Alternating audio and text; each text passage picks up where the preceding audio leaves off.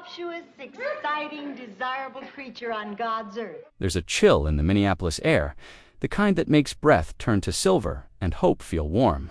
A young woman steps off a bus with a suitcase, a smile, and a question in her eyes. The city hums. The newsroom buzzes, and somewhere on Nicollet Mall, a wool cap sails into the sky like a promise. This was television learning to breathe again, not with canned laughter alone, but with possibility.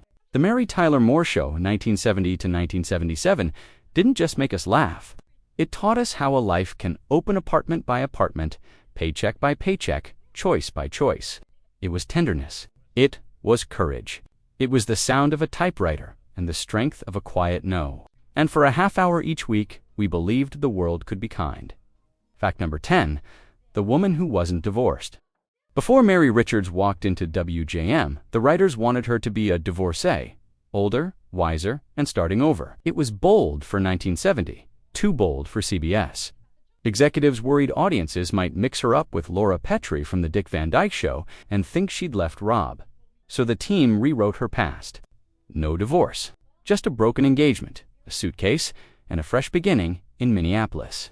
That single change softened the controversy, but it didn't dim the light. It made Mary's optimism feel earned, not naive. She wasn't escaping a marriage. She was choosing a life. And with that choice, a new kind of heroine arrived on American television. Fact number 9, the theme that changed its mind. In the beginning, the song didn't cheer. It worried. Sonny Curtis wrote, "Love is all around like a gentle pep talk to a woman starting over. How will you make it on your own?" Season 1 kept it tentative, even ending with, "You might just make it after all." Then something beautiful happened. As Mary Richards grew steadier, the lyrics grew braver. From Season 2 on, the opening asked a new question. Who can turn the world on with her smile? And answered it with certainty. You're gonna make it after all.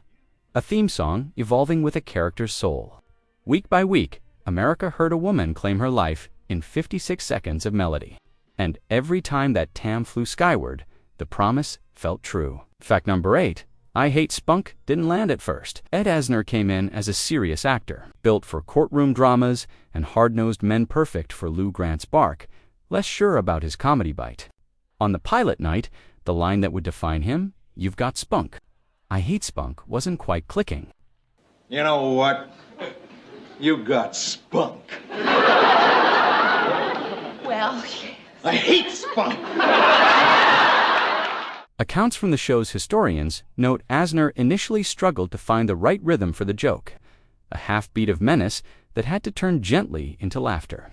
Then he adjusted smaller, drier, truer and the audience let go. In that instant, Lou became funny without losing his gravity. And Asner found the gear that would carry him from sitcom to prestige drama. One line finally landed, setting the cadence of 7 seasons. Fact number 7, we need a Betty White type. In Season 4, the writers needed a Wanaposo spark, a smiling on-air homemaker who was underneath sharp as a bread knife. The script literally called for an icky sweet Betty White type. Producers hesitated. White was close friends with Mary and Grant Tinker, and if it didn't work, it could be awkward. She auditioned anyway and leveled the room. The Lars Affair premiered on September 15, 1973, and Sue Ann Nivens arrived fully formed. Sugar on the surface, steel in the middle, and a little mischief at the end. What began as a guest shot became a signature presence, and the Academy took notice. Betty White won back-to-back Emmys for supporting actress in 1975 and 1976. The show had discovered a new comic weapon, a character who could frost a cake while detonating a scene. Fact number 6, the funeral that saved a sitcom. Midway through Season 6, ratings softened. The writers needed daring. David Lloyd turned in a script about grief and giggles. Chuckles Bites the Dust. Chuckles the clown is dead.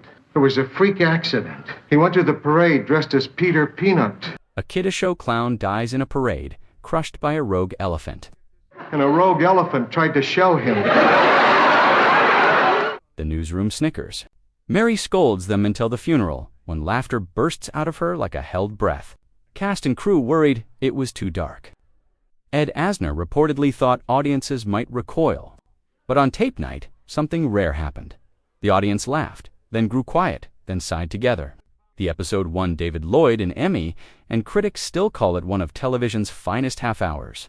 It proved what the show had always whispered: humor is kinder when it meets us where life hurts. Fact number 5, the anchorman who almost wasn't Ted.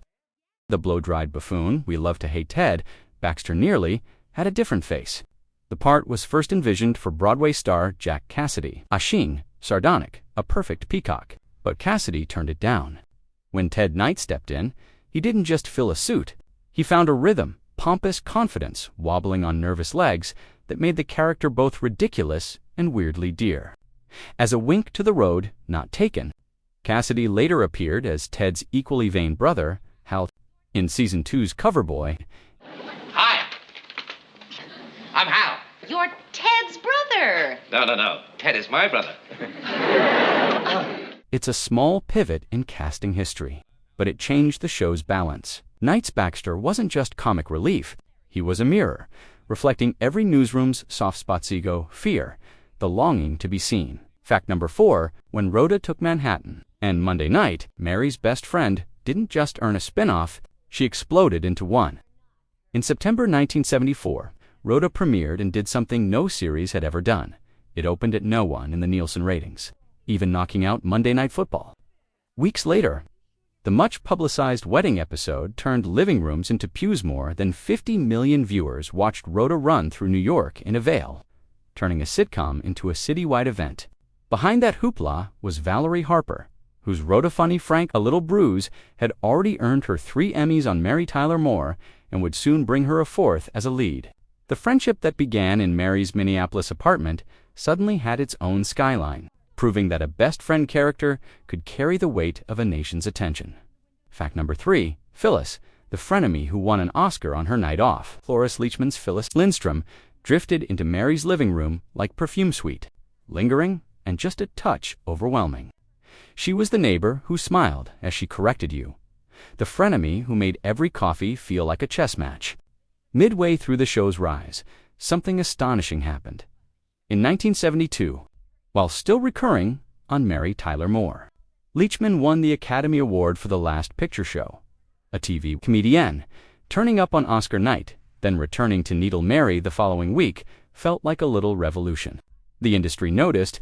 By 1975, Phyllis spun off into her own series, where Leachman sharpened that patrician flutter into a lead performance and carried it to seasons. It proved the ensemble's depth. Even the neighbor had enough soul and sparkle to headline. Fact number 2, Georgette, the whisper that stole the room. She entered like a hush. Georgia Ennial's Georgette was written for a tiny appearance, soft-voiced, sweet, almost weightless.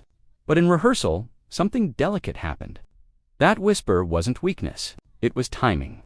Ennial could float a pause so gently that the punchline landed like a feather, and somehow made more noise. Producers kept inviting her back. The one-off became a heartbeat Georgette, turned the blustering Ted into something almost human, then married him in a chapel filled with nervous giggles and genuine feeling.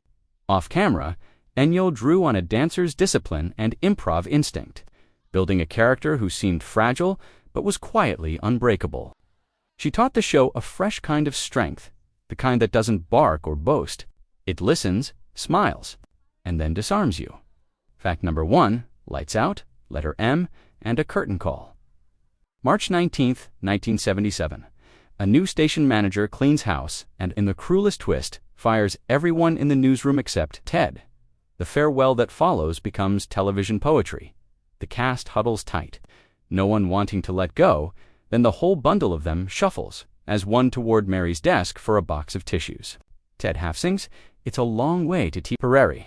It's a long way to Tipperary.